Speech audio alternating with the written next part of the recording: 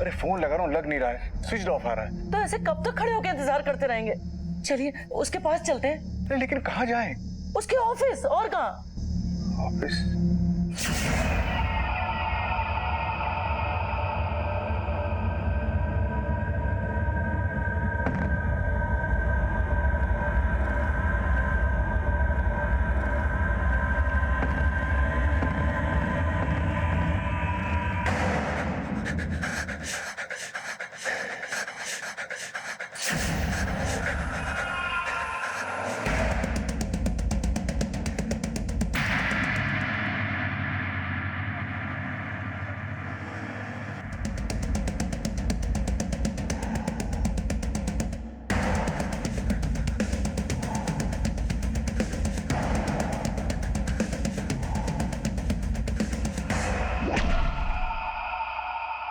रात के अंधेरे में एक लड़की को खुलेआम निर्ममता से पीटा जा रहा था।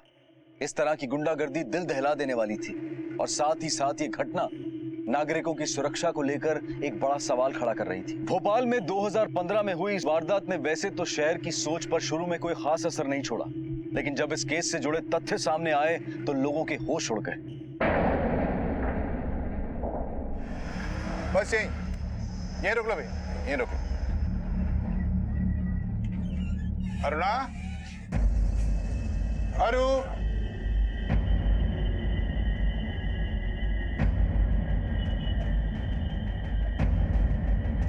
खून! अजय, हे भगवान, ये सब क्या है? हमारी अरु मुसीबत में।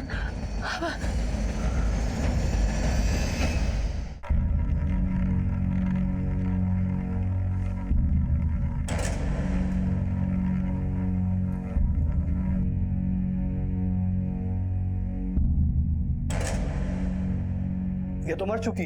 इसे कौन लेकर आया था? सब कुछ लोकल लोग ही लेकर आए थे।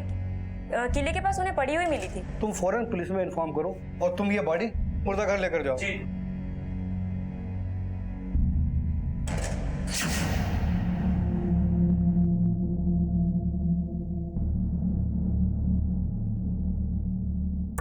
इंस्पेक्टर साहब, उसके ऑफिस का सारा सामान बिखरा पड़ा था। खून के छींटे। इंस्पेक्टर साहब, पता नहीं हमारी अरुणा कहाँ चली गई है। डॉक्टर, इधर बॉडी कब आई थी? तकरीबन रात को 1 बजे। आप पंचनामा करें तो हम पोस्टमार्टम करा दें। आइए सर, आइए।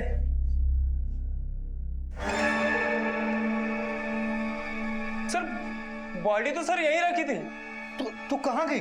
सर पता नहीं कहाँ गायब हो गई। गायब हो गई मतलब सर मैंने खुद यहाँ बॉडी रखी है। कहाँ गई? आप शांत हो जाइए। क्या करती है आपकी बेटी? वकील है। किसी से कोई रंजिश, कोई झगड़ा? रंजिश और झगड़े का तो सवाल ही नहीं होता इंस्पेक्टर साहब। वो तो हमेशा समाज और जरूरतमंद लोगों की समस्या के लिए हमेशा उलझी रहती थी। मम्मी, मम्मी कहाँ है आप? मम्मी, अरे आप ऊपर क्या कर रही हैं? कपड़े सुखा रही हूँ। मुझे आपसे एक जरूरी काम है, जल्दी से नीचे आइए। अरे बेटा तू ऊपर आ जा, चल। ओफो, ठीक है, आ रही हूँ। मम्मी। हाँ बोल, क्या कह रही है? ये लीजिए। ठीक है, मेरे पहले महीने की कमाई। अरे वाह, खुश रहे बेटा। 20,000 कमाए हैं, पूरे 20,000। 20,000? अरु बेटा, तो 20,000 कह के मेरे हाथ में ये 4-5 हजार रुपए पकड़ा रही। अरे मैं क्या रख लूंगी? इन्हें तो मैं ठाकुर जी के चरणों में रखती, इसमें 1,000 रुपए का नोट आशीर्वाद के तौर पे रखती और तुझे देती। अरे भाई, इसकी बात सुन तो लो। हाँ बेटा बोल। मम्मी, मेरे ऑफिस के पास ना एक सब्जी वाली है, बेचारी बहुत गरीब है। उसका नाम संतोषी है। आपको पता है, अगले हफ्ते ना उसकी बेटी की शादी होने वाली है और उसके पास बिल्कुल भी पैसे नहीं थे, तो फिर मैंने उसे 15,000 दे दिया। पहले महीने की पहली कमाई, वो भी दान करके आ गई। तो पैसों का क्या है मम्मी, फिर कमा लूंगी। बिल्कुल सही। आज तो तू जल्दी आ गई, लेकिन तू रोज इतनी देर से आती है, इतना काम क्यों करती है? अरे मुझे भी पता है वकालत का टाइम टेबल। लेकिन मम्मी, ऑफिस तो रोज मैं 6 बजे ही ओवर कर देती हूँ। तो वो क्या है ना मम्मी, हमारे ऑफिस के सामने जो एक बस्ती नहीं है, उसमें कुछ गरीब बच्चे ऐसे ही घूमते रहते हैं, तो मैंने सोचा कि क्यों ना उनके लिए अपने ऑफिस में इवनिंग क्लासेस खोल दूं। 8-10 बच्चे रोज आते हैं, उनको पढ़ा देती हूँ। कभी आकर देखना, पता है कितना मन लगा के पढ़ते हैं बच्चे। तो बताइए इंस्पेक्टर साहब, ऐसी लड़की के साथ वाला किसी की क्या दुश्मनी हो सकती है? जी सच पूछिए तो ऐसे लोग जो समाज की भलाई करना चाहते हैं, उन्हीं के दुश्मन ज्यादा बनते हैं। कहीं ऐसा तो नहीं है कि आपकी बेटी का किसी केस को लेकर कोई प्रॉब्लम? नहीं नहीं, ऐसी बातें उसने हमसे कभी नहीं बताई। अपनी बेटी की एक तस्वीर हमें दे दीजिए। जी, ये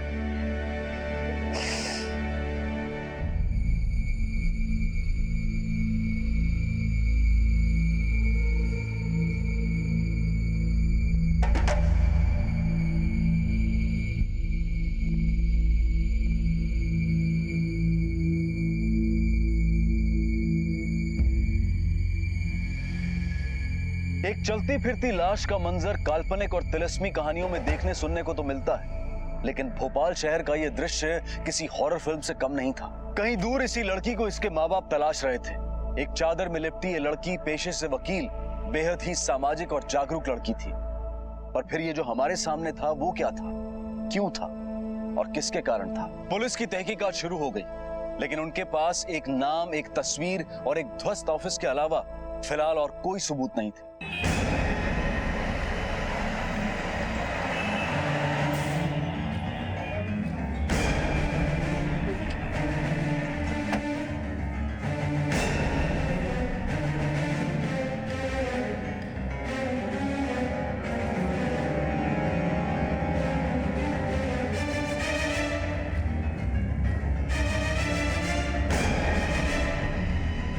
सर ये सब देखकर ऐसा लगता है कि यहाँ पर मारपीट हुई है। फॉरेंसिक में खबर करो और आसपास के लोगों से पूछताछ करो कि कल रात को यहाँ पर किसी ने कुछ देखा तो नहीं था।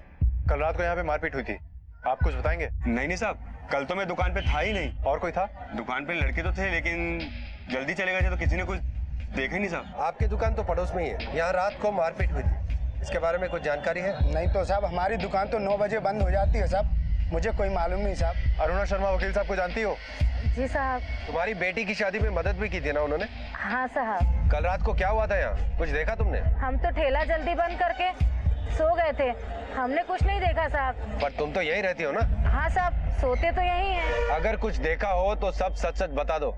उस औरत ने मदद की है तुम्हारी? हमने कुछ देखा होता तो जरूर बता देते साहब। यहाँ जरूर कुछ हुआ है, डरे हुए हैं सब लोग, इसलिए सब कुछ छिपा रहे हैं। हाँ सर, मैंने भी यहाँ पर कुछ लोगों से पूछताछ की है, लेकिन कोई कुछ बताने को तैयार ही नहीं। बलराम सर, पता करो कि यहाँ का कोई लोकल बदमाश दहशतगर्दी तो नहीं फैला रहा है जिससे अरुणा का झगड़ा हुआ।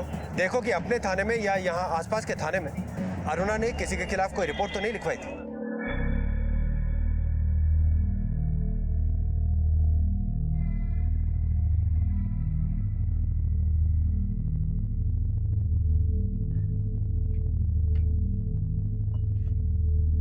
चाय लीजिए।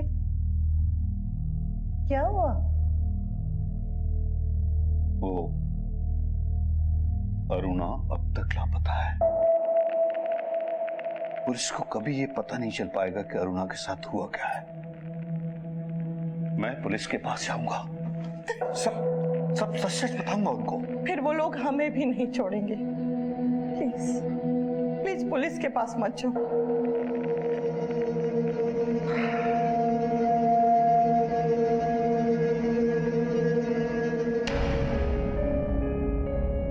सर, ये है संजीव खत्री, नारकोटिक डिपार्टमेंट से।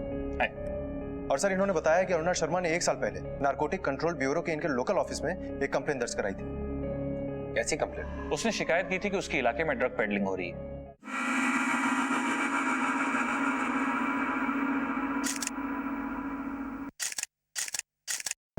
सर, ये है बंटी सिंह के कुछ फोटोग्राफ्स जो अरुणा ने मुझे दिए।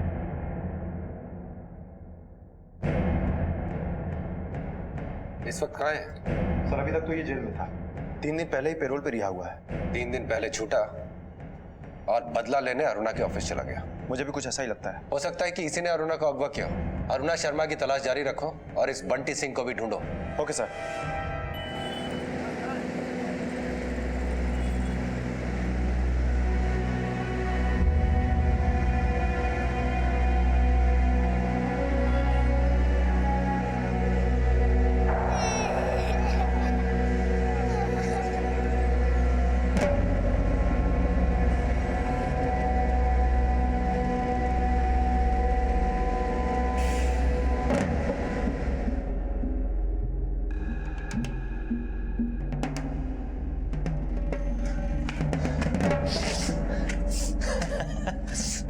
कैसा है मेरा भाई?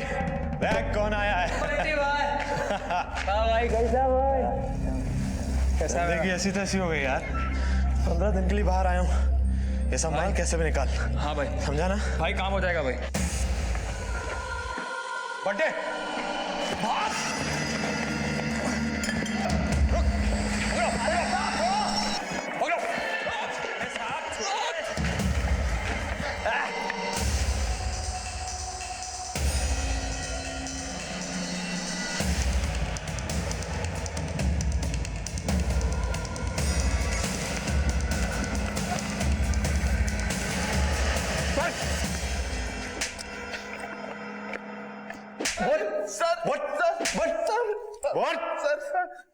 मैंने कुछ नहीं किया साहब, मैं बस डर गया था। अरुणा कहाँ है? क्या? अरुणा शर्मा कहाँ है? कौन अरुणा शर्मा साहब? मैं तो किसी अरुणा शर्मा को जानता ही नहीं साहब। सर नहीं जानता सर, सही बोल रहा हूँ सर, नहीं जानता। बलराम सर अच्छे से खातिर करो इसकी। सर मैं झूठ नहीं बोल रहा सर। सर अभी मैं 3 दिन पहले पेरोल पे आया हूँ सर, मेरे चाचा की तबीयत खराब है सर। मैं कहाँ रहता तेरा चाचा? चाचा का नंबर है सर, फोन पे बात कर लो सर। इसके चाचा का नंबर लो। चल नंबर दे। सर मैंने पता लगाया है, बंटी सिंह सही कह रहा है। 3 दिन पहले वो अपने बीमार चाचा के पास था। इसने कुछ नहीं किया, इसको तो अरुणा शर्मा का नाम भी नहीं पता। तो सर अगर इसने हमला नहीं किया तो फिर किसने करवाया होगा? हो सकता है कि बंटी सिंह के कोई ऊपर वाला इन्वॉल्व हो सकता है सर, लेकिन जो भी इसमें इन्वॉल्व है हमें उसे जल्द से जल्द ढूंढ निकालना है। नहीं शिवानी नहीं, गलत है, ये बिल्कुल गलत है। हमारा चुप रहना बहुत गलत है। मैं जाऊंगा और पुलिस को सब सच सच बताऊंगा। पुलिस के पास मत जाओ। शिवांगी हमारा चुप रहना और ज्यादा गलत होगा। सुनिए तो।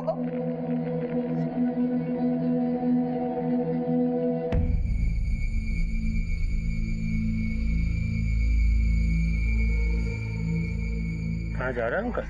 वो सब्जी लेने। सब्जी लेने? हाँ। पहुंच जाएगी सब्जी घर। नहीं मैं ले आऊंगा। अरे पता है अंकल, पुलिस स्टेशन जा रहा है। अरे आंटी समझाओ ना अंकल को कि घर में रहे। अरे बाहर का मौसम अच्छा नहीं है, बेकार की ठंड लग जाएगी अंकल जी को। हाँ और देखो आंटी एक खुशखबरी भी है। देखो बड़े भैया ने खबर भिजवाया है कि 20 लाख नहीं 16 लाख दे दो और आराम से रहो। और किसी से अगर कुछ बोला तो क्या?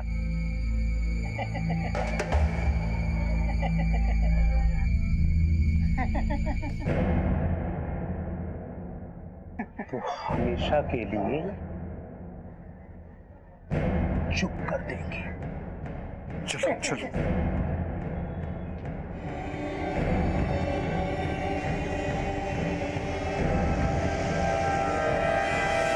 ये ड्रग्स के बारे में तो उसने कभी बताया नहीं हमें। इंस्पेक्टर साहब, ऐसी कोई भी बात जिससे उसे लगता है कि मम्मी पापा को टेंशन होता है वो हमें कभी नहीं बताती।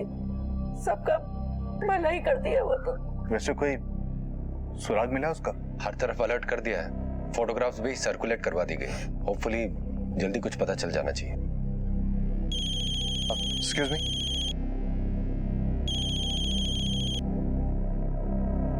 हेलो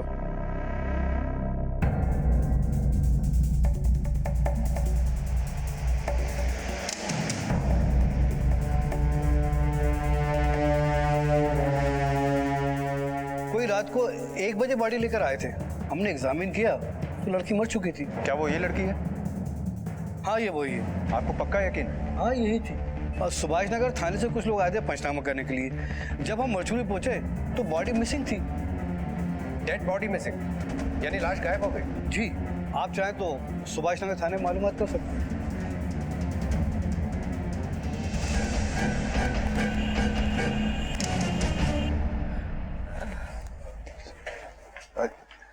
कुछ पता चला? जी वो क्या क्या बात है इंस्पेक्टर साहब? जी वो खबर अच्छी नहीं है। क्या हुआ इंस्पेक्टर साहब बताइए। हमें पता चला है कि आपकी बेटी की बॉडी सुभाष नगर हॉस्पिटल में कोई छोड़ गया था। बॉडी? और मॉर्ग से उसकी बॉडी भी गायब। ऐसा नहीं हो सकता, नहीं हो सकता, ऐसा नहीं हो सकता।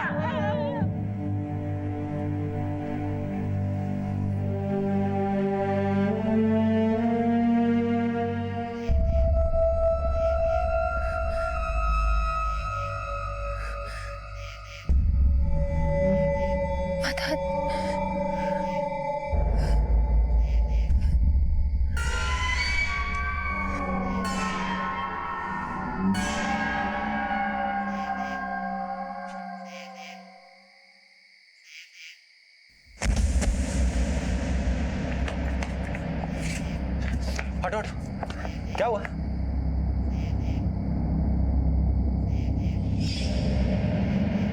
सर ये तो अरुणा शर्मा है।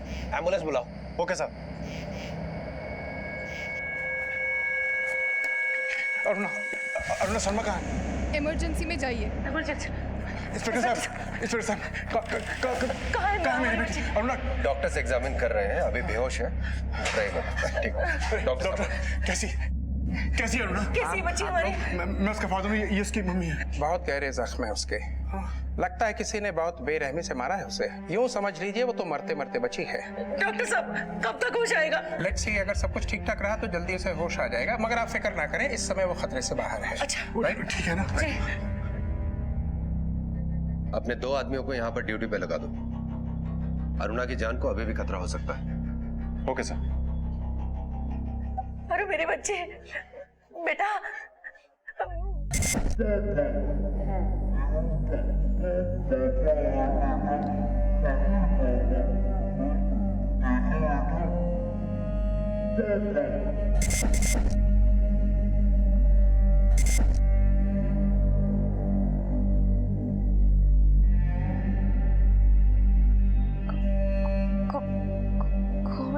बेटा हम दोनों हैं बेटा। हे मम्मी पापा। क्या हुआ इसको? डॉक्टर साहब आंखें बंद। ये जवाब क्यों नहीं देती? आप लोग जरा बाहर आइए, आप लोगों से कुछ जरूरी बात करना है, प्लीज। लड़की के सिर पर गहरी चोट लगी है, मोमेंटरी पार्शियल डिमेंशिया, याददाश्त पर असर पड़ा है। तो फिर वो पुलिस स्टेशन कैसे पहुंची? जाहिर है उसको अपने बारे में कुछ तो याद होगा। पार्शियल लॉस है, कुछ याद है और कुछ याद नहीं।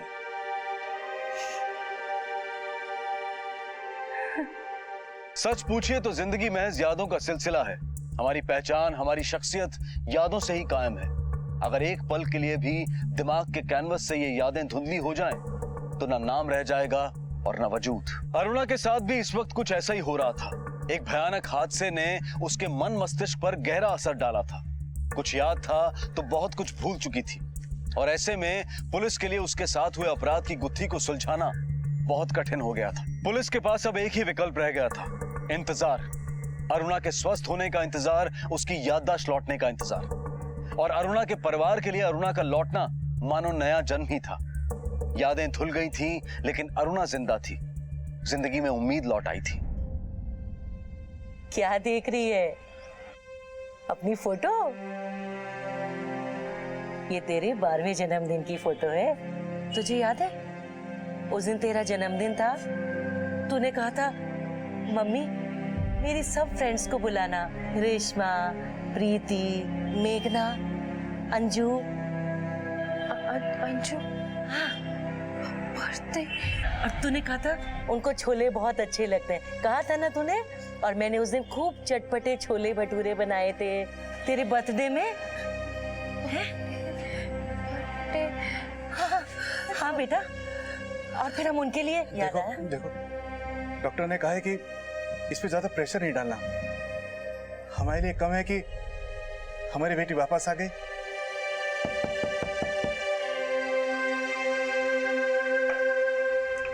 अरे इंस्पेक्टर साहब आइए आइए। कैसी हैं आप? 17 तारीख की रात को आपके ऑफिस में आप पे जानलेवा हमला किया गया था। इस बारे में आपको कुछ याद है? कुछ भी? थोड़ा बहुत? कौन लोग थे? क्या पहन रखा था उन्होंने? कहां से आए थे?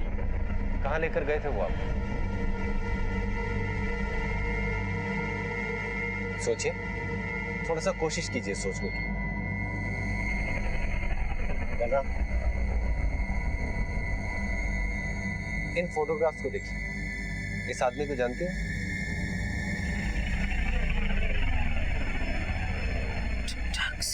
ड्रग्स? इनमें से किसी ने आप पे हमला किया था जो आपकी इस हालत के लिए जिम्मेदार? देखिए देखिए, ठीक से देखिए। ड्रग्स के बारे में आप कुछ बता रही थी। हाँ, देखिए, इसको देखिए। नहीं? स्कूल? कौन सा स्कूल? किस स्कूल की बात कर रहे हैं? इंस्पेक्टर साहब, ये दरअसल शाम को अपने ऑफिस में गरीब बच्चों को पढ़ाती हैं।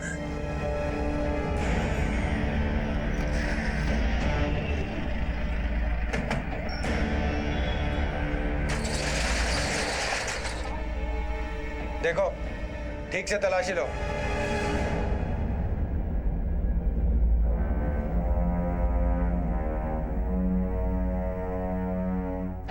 ब्रिजेश,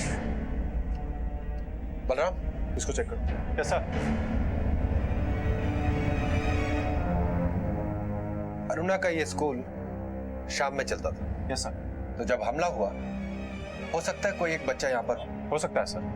वैसे बच्चे अपने माँ बाप के साथ यहीं पास में झुग्गी झोपड़ी में रहते हैं, चाहे तो हम उन्हें बुलाकर पूछताछ कर सकते हैं। बात तो करनी ही पड़ेगी। साहब 10 बजे आखिर में अपने बच्चे को ले गई, तब तो सब कुछ ठीक ठाक था साहब। अरुणा मैडम जी भी बिल्कुल ठीक ठाक थी। उसके बाद क्या हुआ साहब, हमें कुछ नहीं पता। बच्चों तुम लोग बताओ, क्लास में क्या हुआ था? पढ़ाई, अंग्रेजी, हिंदी और गणित। और क्लास के बाद क्या हुआ था बेटे? बोलो, डरने की जरूरत नहीं है, बोलो। बच्चों बताओ, क्लास के बाद क्या हुआ था? इनकी मैडम पर जानलेवा हमला हुआ है, मरते मरते बची है वो। इतना कुछ किया आप लोगों के लिए, आप लोग एक बयान नहीं दे सकते? शर्म आनी चाहिए आप लोगों को। कुछ लोग आए थे मैडम को मारने। क्या बोल रहा बच्चा आपका? हाँ, आपने कुछ नहीं देखा? नहीं साहब, हमको कुछ तो नहीं होगा ना साहब। देखिए आपको कुछ नहीं होगा, जो भी हुआ साफ साफ बताइए। मैं अपने बच्चे को रोज अरुणा मैडम की क्लास में लेके जाती थी ताकि मेरा बच्चा कुछ सीख सके, और मैं भी वहीं बैठती थी ताकि 2 अक्षर मुझे भी आ जाए। पर उस रात A for apple, B for ball, C for cat, D for dog, E for apple, F for fish. Very good. चलो बच्चों, आज की क्लास खत्म हो गई है, बाकी कल पढ़ेंगे। चलो चलो फटाफट चलो, आओ। काकी आप इसे साथ ले जाइएगा, इसकी माँ नहीं आई है, ठीक है? आओ चलो बाहर आओ, आ जाओ। चलो अपना पूरा होमवर्क करके आना, ठीक है? अरे सीधी तरीके से हमारी बात तुम्हारी खुपड़िया में घुसती नहीं है का? केस लड़ोगी? कैसे लड़ते हैं केस हम बताएं तुमको?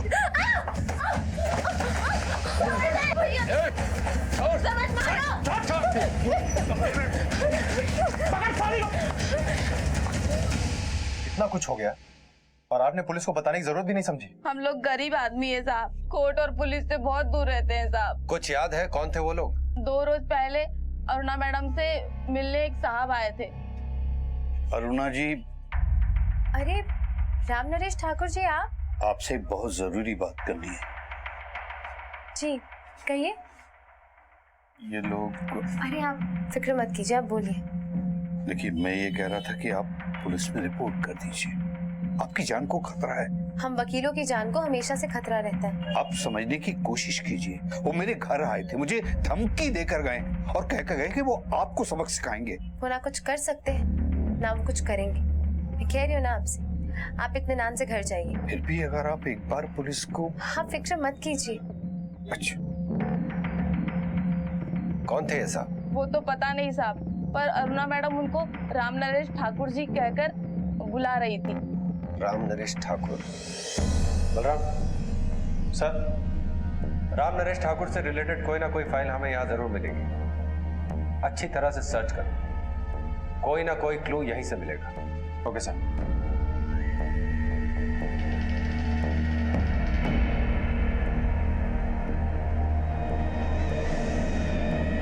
सर, यहाँ पर राम नरेश ठाकुर से रिलेटेड कोई भी फाइल नहीं।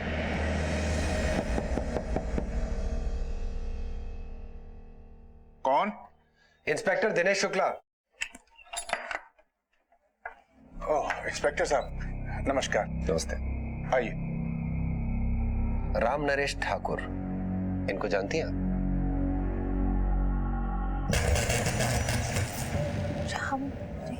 राम नरेश ठाकुर आपके क्लाइंट हैं या आप पर हमला करवाया होगा इन्होंने?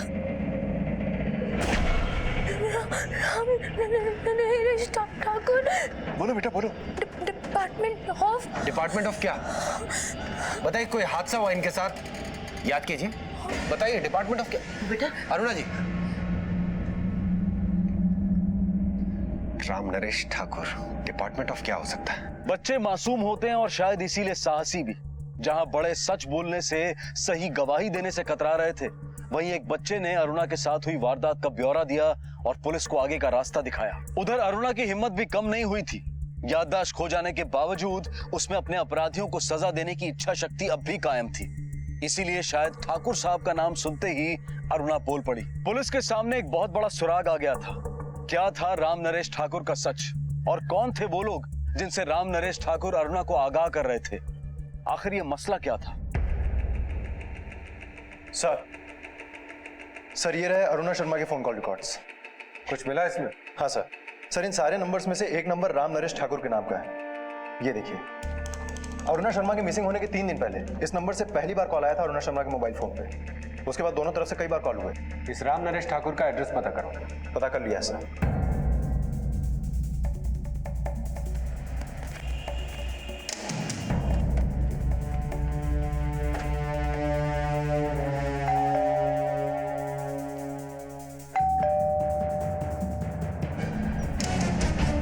जी राम नरेश ठाकुर। जी हाँ। अरुणा शर्मा को जानते हैं आप?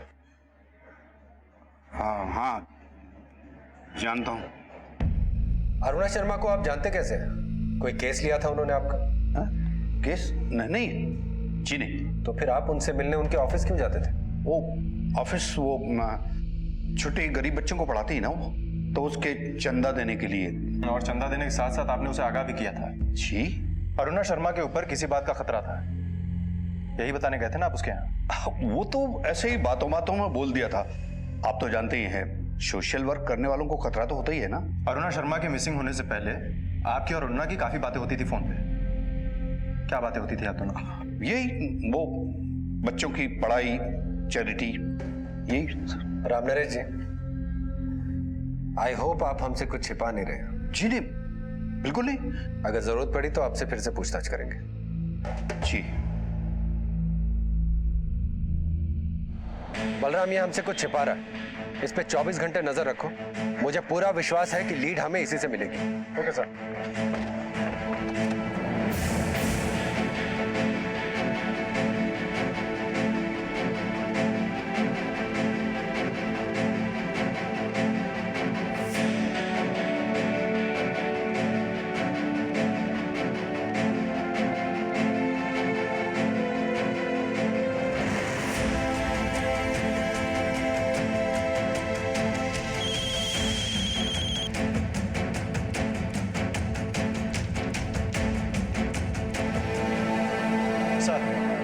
सर हमारा जो आदमी राम नरेश ठाकुर पे नजर रखे हुए है, उसने राम नरेश ठाकुर को गंभीर सिंह रघुवंशी कॉर्पोरेटर के दफ्तर में जाते हुए देखा है। और सर एक नई बात पता चली है, राम नरेश ठाकुर के इस कॉल रिकॉर्ड में एक नंबर गंभीर सिंह रघुवंशी का भी है।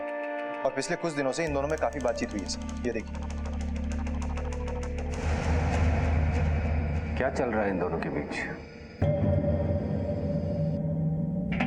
ये कौन है?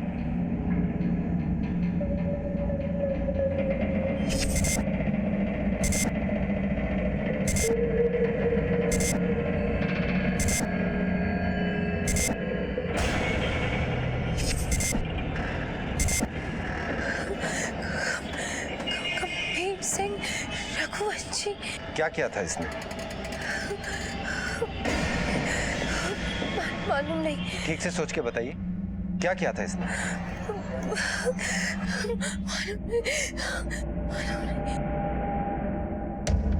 सर चेहरा तो पहचानती है ये, इसका मतलब कि ये इस कॉर्पोरेटर को जानती है। पर कनेक्शन क्या है?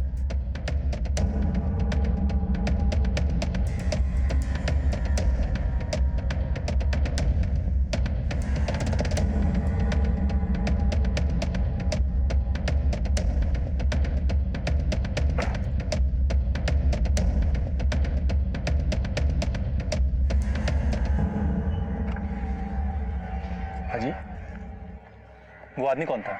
आप कौन? Sub inspector Balram Sahu. कौन था वो आदमी? सर वो राम नरेश ठाकुर साहब जी है और हमारी ऑफिस में काम करते थे। क्या बातें हो रही थी आप दोनों के बीच में? सर उनको पैसा चाहिए, 15 लाख रुपया कर्जा। 15 लाख? जी। क्यों? होगी उनकी कोई प्रॉब्लम सर, और मैं इतना छोटा सा आदमी कहाँ से लाऊंगा इतना पैसा। ठीक है, जाइए सर।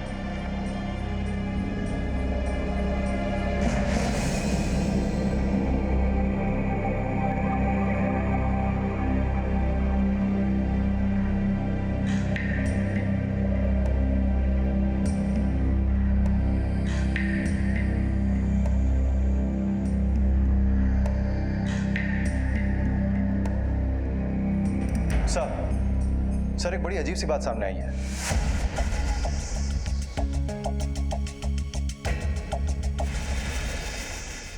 अरु बेटा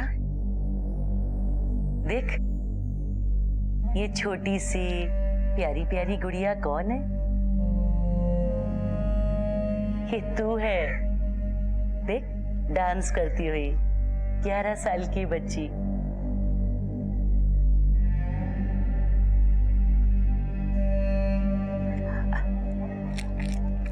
अच्छा ये देख, तेरी तस्वीर वकील की डिग्री के साथ।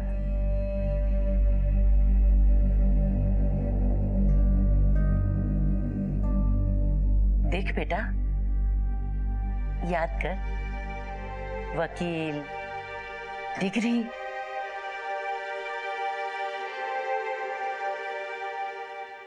क्या हालत हो गई है इस लड़की की, और गलती क्या थी इस बेचारी की? यही ना कि ये दूसरों की मदद करती थी, बुराई के खिलाफ आवाज उठाना चाहती थी। यही गलती थी ना इसकी? बताइए राम नरेश ठाकुर जी, यही गलती थी इसकी? राम नरेश ठाकुर?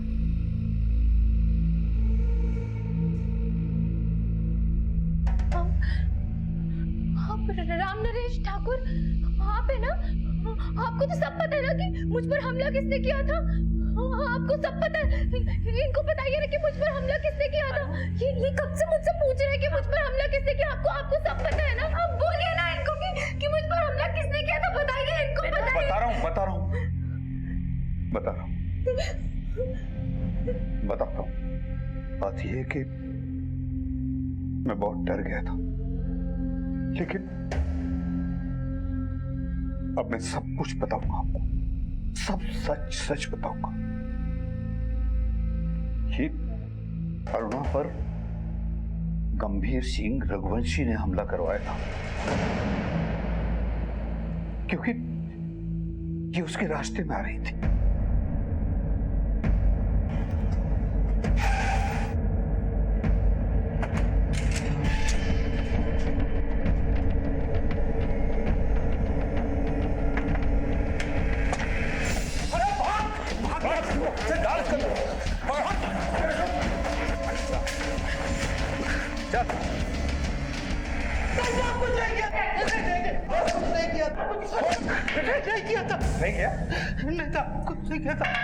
नहीं था।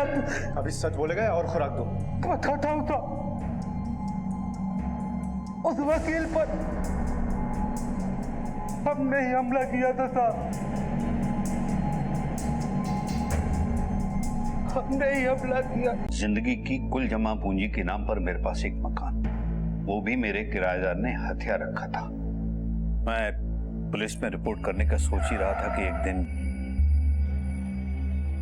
अरे नमस्ते। नमस्कार अंकल, कैसे हैं आप? जी अच्छा हूँ। आशीर्वाद दीजिए। खुश हो। आपके मकान के बारे में सुना है, कुछ लफड़ा चल रहा है क्या? पुराना जो किराएदार है मकान खाली नहीं कर रहा, बहुत परेशान हूँ। हम खाली करवा दें?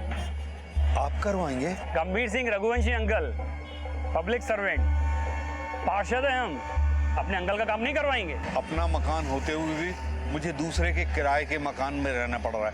गृह प्रवेश की तैयारी कीजिए, कल दोपहर 3 बजे तक आपका घर खाली हो जाएगा। चल बाहर निकल, बहुत रह लिया तुम मुफ्तखोरी। निकल, अरे निकल। क्या बदतमीजी है? बदतमीजी कुछ नहीं। कितनी बार तेरे को खाली करने को बोला हूँ, समझ में नहीं आता? अरे समझ में नहीं आता क्या कर रहे हैं आप लोग? मकान खाली होने की खबर सुनते ही हम पति पत्नी वहां मकान पर पहुंचे। ओ अंकल जी, आइए आइए आइए आइए आइए। हमने सोचा कि कुछ पूजा वगैरह।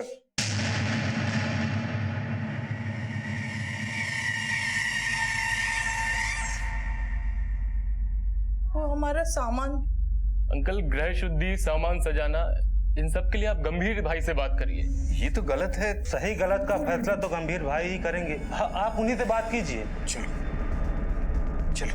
जी हाँ, कहने लगा कि आगे क्या करना है गंभीर भाई बताएंगे। अरे बड़ा बदमाश है वो, खुद भी तो बता सकता था आपको। जी।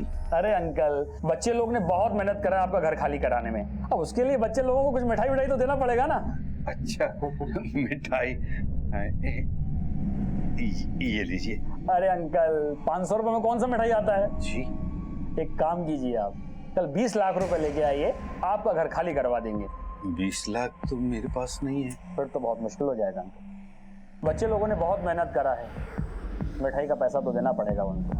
पर आप टाइम ले लीजिए, मुझे भी कोई जल्दी नहीं है, पर करते ना बात। समझ में नहीं आ रहा कि मैं क्या करूं।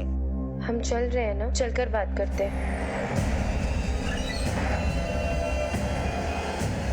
अरे नमस्कार अंकल जी, आइए आइए, कैसे हैं आप? ठीक हूँ। बैठिए बैठिए। पैसे का इंतजाम हो गया? जी वो आप जो कर रहे हैं वो गैर कानूनी अपराध है। आपकी तारीफ मैडम। अरुणा शर्मा, लॉयर। अरे अंकल, कहाँ ये कानून के पचड़े में पड़ गए? आपके और मेरे बीच की बात है, बैठ के सुलझा लेंगे। नहीं वो देखिए प्लीज। चाय लेंगे अंकल या कॉफी लेंगे? देखिए प्लीज, आप इनका मकान खाली कर दीजिए। बताइए लेंगे क्या, चाय या कॉफी? नहीं। अरे मैं आपसे कुछ बात। चाय पिलवाते आपको बहुत अच्छी वाली। अरे आप सुन तो रहे, मैं बोल क्या रही हूँ? जो मैं आपसे बोल रहा हूँ अब आप सुनिए। आप यहाँ से जाइए, गो। तो इतना टेंशन में आप पैसे का इंतजाम कीजिए, टाइम है। मैडम जी आइए बैठिए, हम छोड़ देते हैं। क्षमा चाहेंगे मैडम, बहुत बड़ी गलती हो गई, आपसे चाय पूछना भूल गए। कल राम नरेश ठाकुर जी वाले केस में एक पिटीशन दायर कर रही हूँ सेशंस कोर्ट में, फिर चाय के साथ साथ आपको मिठाई भी खिलाऊंगी। कैसी वकील हैं आप? जमीन जायदाद के मुकदमे ऐसे हल होते हैं, पुश्ते बीत जाती हैं टलते टलते। राम नरेश अंकल अगर हमसे समझौता कर लें तो एक दिन में मामला हल हो जाए। आपके चक्कर में रहे तो उनकी पुश्तों के बाल सफेद हो जाएंगे मैडम। मुझे तो लगा था आप एक पब्लिक सर्वेंट हैं, आपको आपकी इज्जत की काफी फिक्र होगी, लेकिन आप तो मतलब ये कि अगर ये केस कोर्ट में गया और ये खबर अखबार में छपी तो फिर आपकी इज्जत का क्या हाल होगा, ये कभी सोचा है आपने?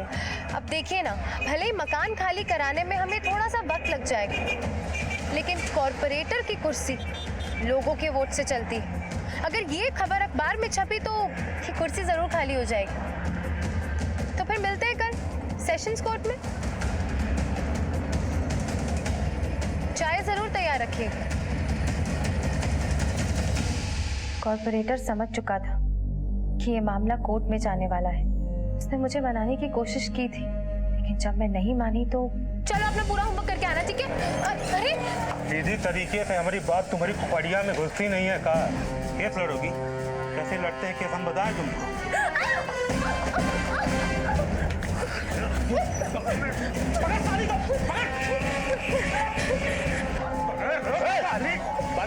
साला किसी ने कुछ बोला ना तो जान से मार देंगे।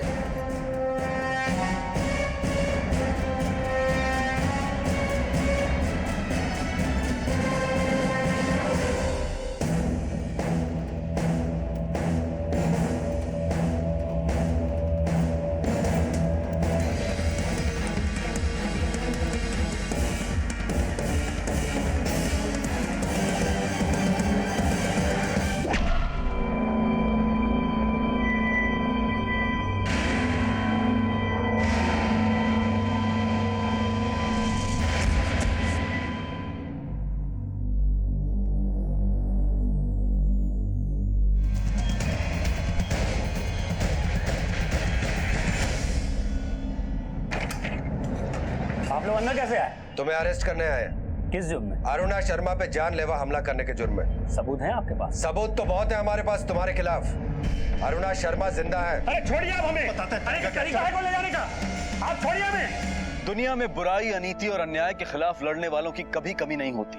कारण यहाँ पर अरुणा जैसे लोग हर शहर और हर गांव में होते हैं, जो सिर्फ न्याय के लिए नहीं लड़ते बल्कि लोगों के लिए मिसाल बनते हैं। इस बात का सबूत बनते हैं कि असत्य पर सत्य की और अन्याय पर न्याय की हमेशा जीत होती है। गंभीर सिंह रघुवंशी और उसके साथियों को अदालत ने आईपीसी की धारा 307, 354, 120 बी और धारा 34 के तहत कड़ी सजा सुनाई है। अब मैं अनूप सोनी आपसे विदा लेता हूँ। फिर मुलाकात होगी अगले एपिसोड में और खुलासा करेंगे एक और जुर्म का।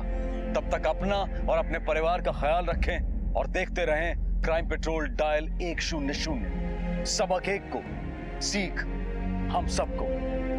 जय हिंद।